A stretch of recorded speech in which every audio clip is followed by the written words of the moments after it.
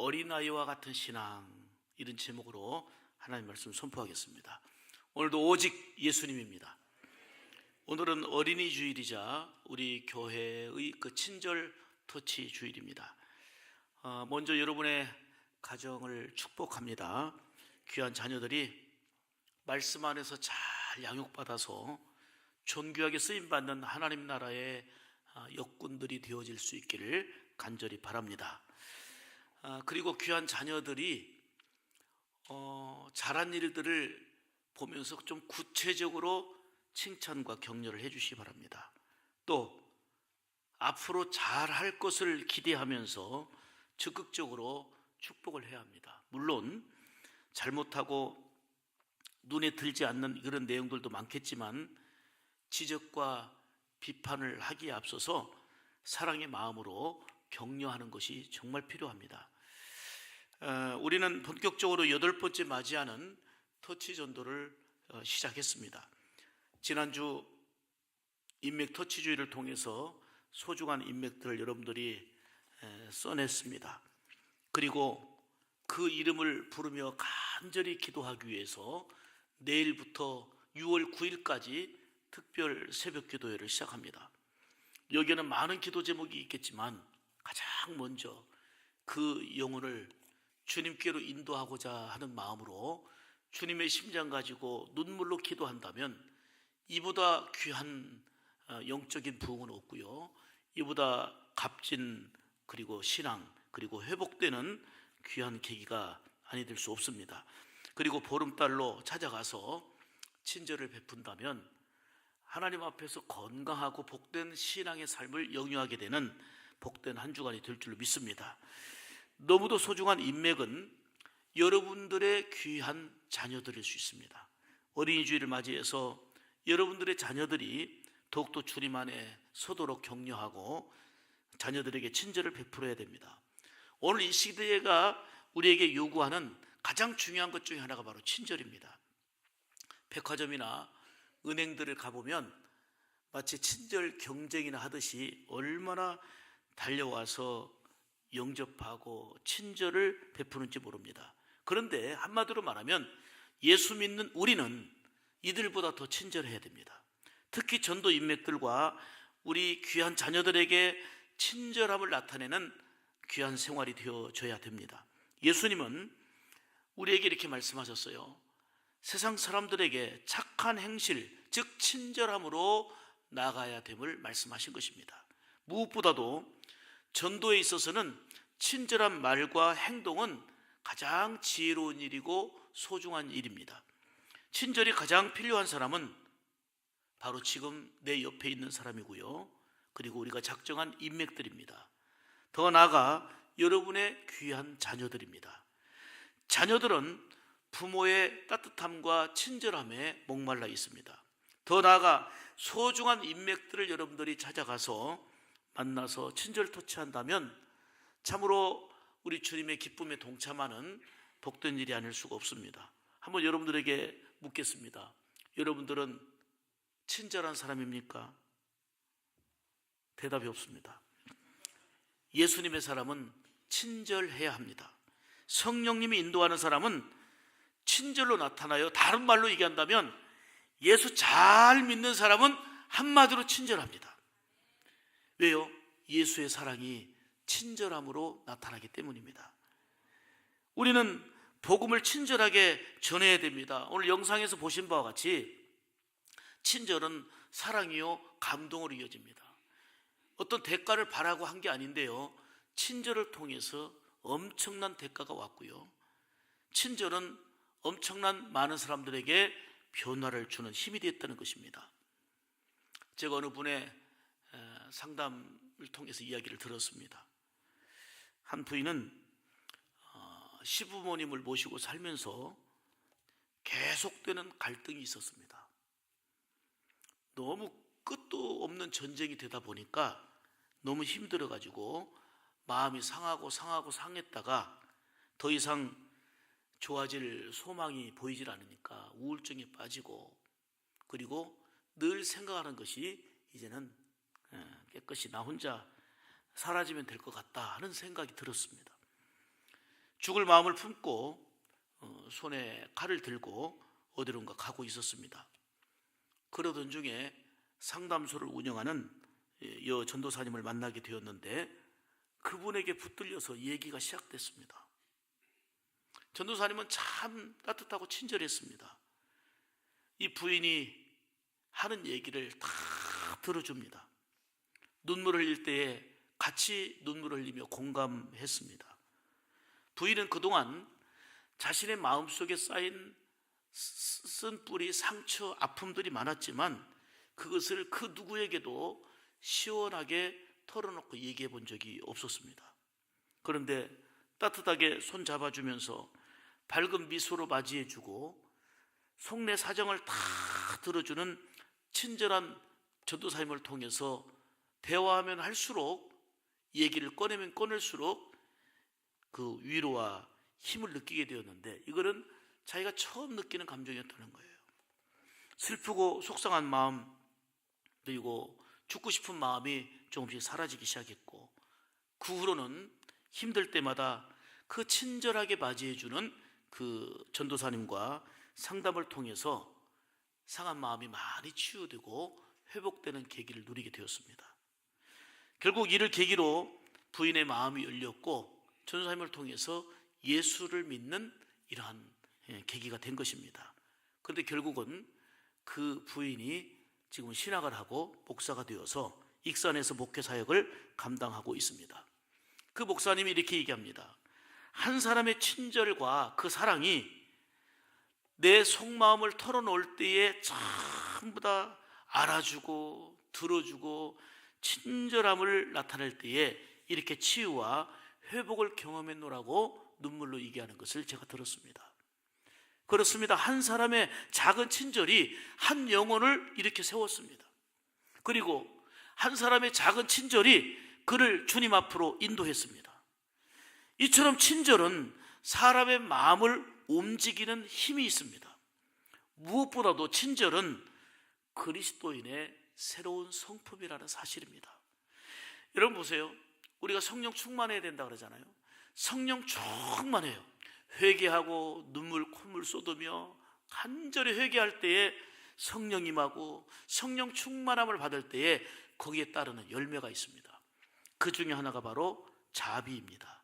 자비라는 단어는 크레스토테스란 말입니다. 헬라어로. 이 말은 킹제임스 버전에는 젠틀리스로 번역되어 있습니다. 온유함, 관대함 이런 뜻입니다. 이것은 다른 사람에게 잘못이 있을지라도 사랑으로 대하는 태도, 이것이 바로 젠틀리스입니다. 그런데 이 NIV에 보면은 카인드니스로 번역되어 있습니다. 즉 자비는 친절함이라는 것입니다.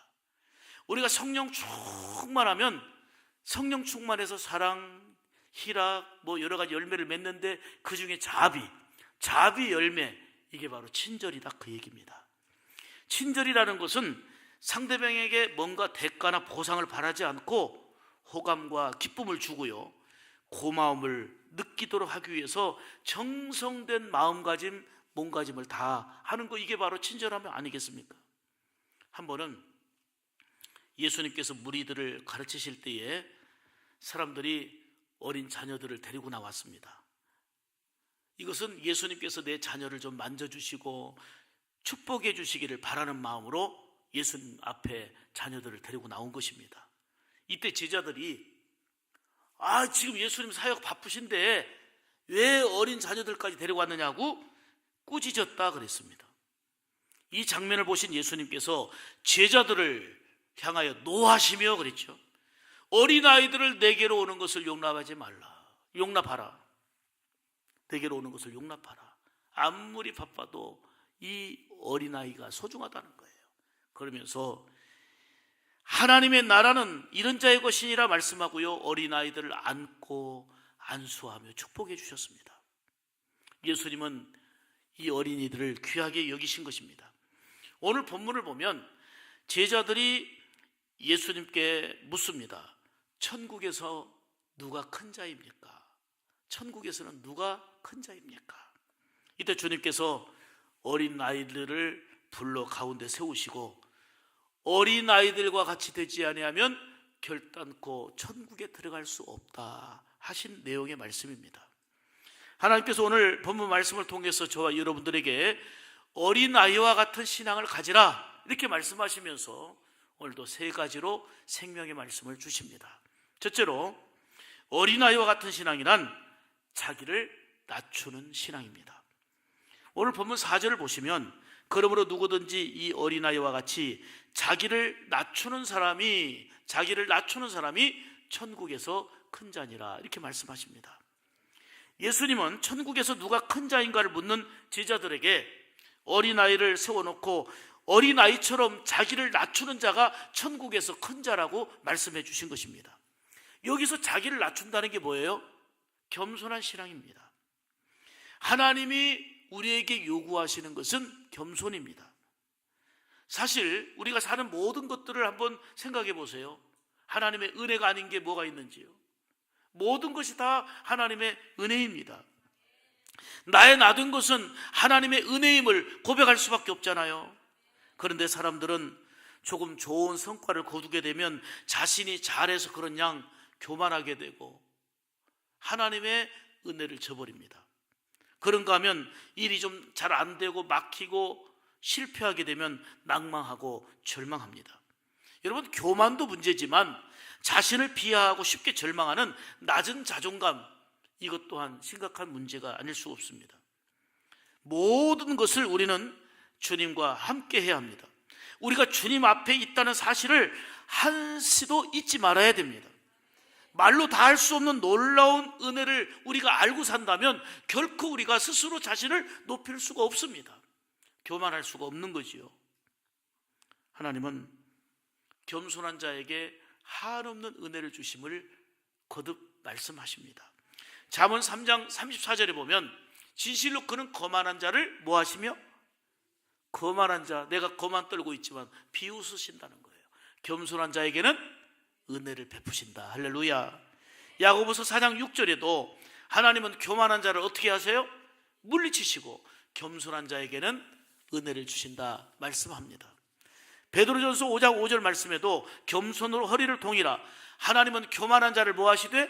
대적하시되 겸손한 자에게는 은혜를 주신다 말씀하십니다. 여러분, 교만하면 끝입니다. 잘 나가는 것 같고 우쭐대고 자기가 잘해서 내가 이 교만하면 끝나버리는 것입니다. 하나님 앞에서 자신을 낮추는 어린아이와 같은 신앙, 이게 바로 우리 하나님이 요구하는 모습이고요, 천국에서 큰 자의 참된 모습임을 말씀하고 있습니다. 사실 보세요, 여러 가지 많은 일들을 겪고 있지만 하나님이 우리 민족 가운데 행하신 일들을 보세요. 얼마나 큰 은혜입니까? 많은 일들이 있었지만 우리 가정 속에, 우리 귀한 자녀들 속에 임하신 하나님의 구체적인 은총을 떠올려 보세요. 그저 감사할 일 아닙니까? 모든 것이 다 은혜이기 때문입니다. 그러므로 은혜를 아는 사람은 결코 교만할 수 없습니다. 어린아이 신앙으로 자신을 낮추며 삶으로 예수님을 크게 드러내는 생활이 되는 것입니다. 겸손은 예수님이 친히 우리에게 보여주신 삶의 표본이기도 합니다. 빌립보서 2장 7절 8절 말씀을 보면, 자기를 비워 종의 형체를 가지사 사람들과 같이 되셨고 사람의 모양으로 나타나사 자기를 뭐하시고 낮추시고 죽기까지 복종하셨으니. 예수님은 겸손의 진정한 표본이십니다. 하나님은 겸손한 자에게 은혜를 주시고 겸손한 자를 사랑하시고요, 겸손한 자를 높여주신다 말씀하십니다. 그러므로 우리도 오늘 어린아이와 같은 신앙으로 자신을 낮추는 겸손과 그리고 친절함으로 하나님의 기쁨 되어 살아가기를 주님의 이름으로 축복합니다. 두 번째로, 어린아이와 같은 신앙은 하나님의 나라를 잘 받드는 신앙입니다. 자, 오늘 3절 말씀 보시면, 너희가 돌이켜 어린아이들과 같이 되지 아니하면 결단코 천국에 들어가지 못하리라 이렇게 말씀합니다. 천국에서 누가 큰 자입니까? 라고 하는 것을 묻는 제자들에게 주님은 어린아이들처럼 하나님의 나라를 잘 받드는 신앙이 되어야 된다 말씀하신 겁니다. 이를 뒷받침하는 말씀이 있는데요, 마가복음 10장 15절을 보면 하나님의 나라를 어린아이와 같이 받들지 않는 자는 결단코 천국에 들어가지 못하리라 이렇게 말씀합니다. 여기서 받들다 이 말은 받아들인다, 기쁨으로 환영한다, 영접한다 이런 의미입니다.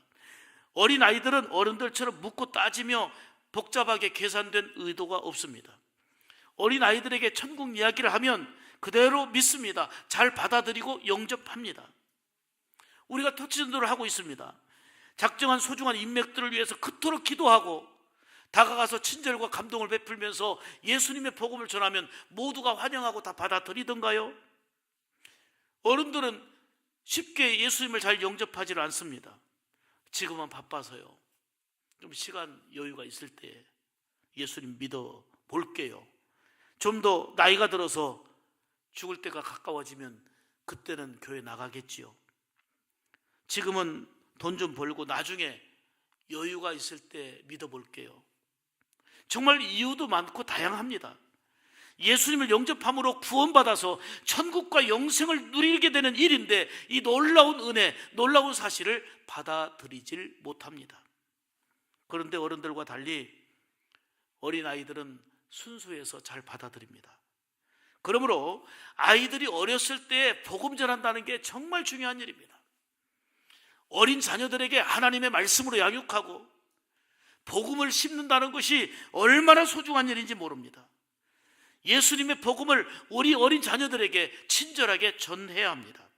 철저하게 하나님의 말씀으로 양육해야 합니다. 마음에 잘 받아들여서 하나님 나라의 확고한 일꾼으로 세워가야 합니다. 이것이 바로 현재의 복이요 미래의 소망이 되는 것입니다. 우리 역시 어린아이와 같은 신앙으로 하나님의 나라를 잘 받드는 그러한 사람이 되어야 된다 하는 말씀입니다. 무엇보다도 어린아이와 같은 신앙이라는 것은 순수한 신앙의 필요성을 강조하는 내용입니다. 천국에서 누가 크냐고 묻는 제자들에게 예수님이 하신 말씀은 돌이켜 어린아이와 같이 되라 이렇게 말씀하셨는데 신앙이 좀 순수해져야 된다는 거예요. 순수한 신앙을 가지라는 것입니다. 욕심과 계산으로 물든 신앙이 아니라 어린아이처럼 순수한 신앙, 이런 자가 어린아이와 같은 신앙이고 천국에서 큰 자의 모습이다 하는 것입니다. 누가복음 10장 21절 말씀 보면요, 천지의 주제이신 아버지여 이것을 지혜롭고 슬기 있는 자들에게는 숨기시고 어린 아이들에게는 나타내심을 감사하나이다 이렇게 고백합니다. 옳소이다, 이렇게 된 것이 아버지의 뜻이니이다. 이 말씀이 무슨 말씀이냐면 비록 제자들은 종교 지도자들에 비해서 율법 지식이나 여러 가지 학식이나 그리고 지혜는 한없이 모자라고 뒤떨어졌지만 예수님의 말씀을 듣고 그대로 믿고 순종하는 사람들이었습니다. 제자들은 예수님의 말씀 듣고 순수한 신앙으로 받아들였습니다. 순수함이 있는 이 제자들을 어린아이로 표현한 것입니다. 이것을 지혜 있는 자, 학식 있는 자에게 주지 않고 어린 아이들에게 나타내심을 감사하나이다, 이런 제자들에게 나타나심을 감사하나이다를 어린아이들로 표현해서 얘기한 것입니다. 순수하게 믿고 받아들이고 순종하는 제자들을 표현하는 얘기라 그 말입니다. 순수함이 무엇입니까? 사사로운 욕심이나 못된 생각이 전혀 섞이지 않은, 한마디로 말하면 깨끗함, 이게 바로 순수함입니다. 우리가 어린아이와 같은 신앙이 된다는 것은 순수한 신앙으로 하나님의 나라를 잘 받드는 신앙을 의미하는 것입니다. 살면서 여러 가지 경험과 지혜들이 쌓이고 쌓입니다마는 우리의 경험 속에, 우리의 지혜 속에 하나님이 원치 않으시는 불순물들이 섞여 있지는 않습니까?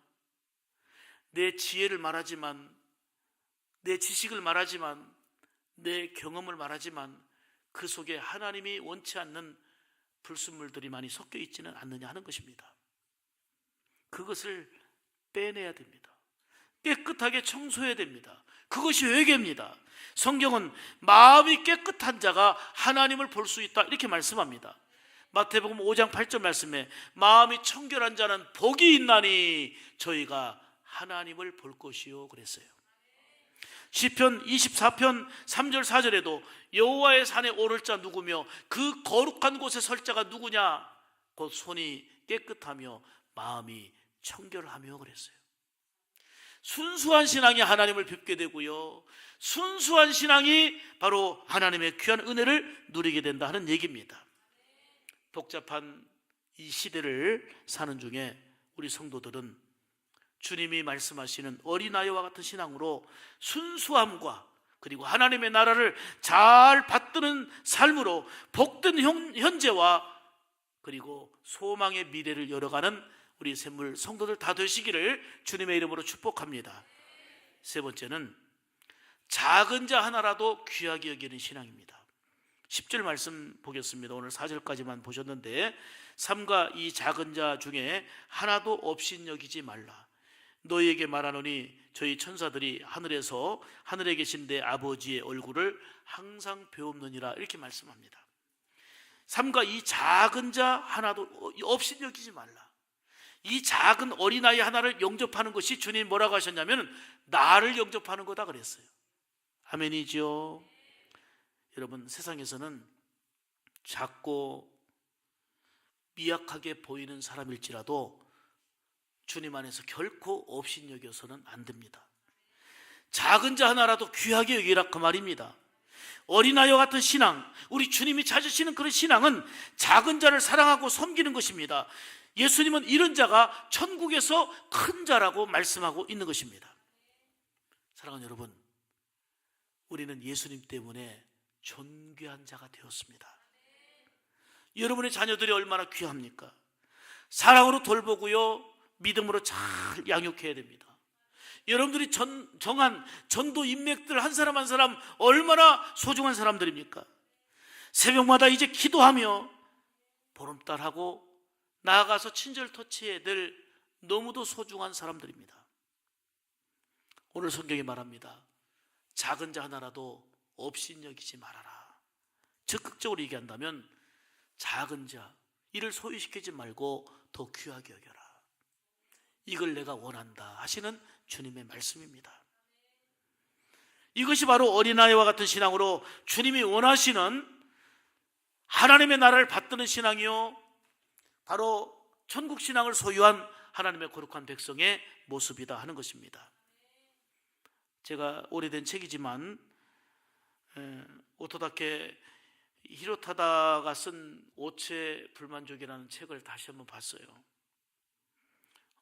와세다 대학의 정치학과를 이제 다닌 그 친구인데요, 사지절단증 장애자입니다.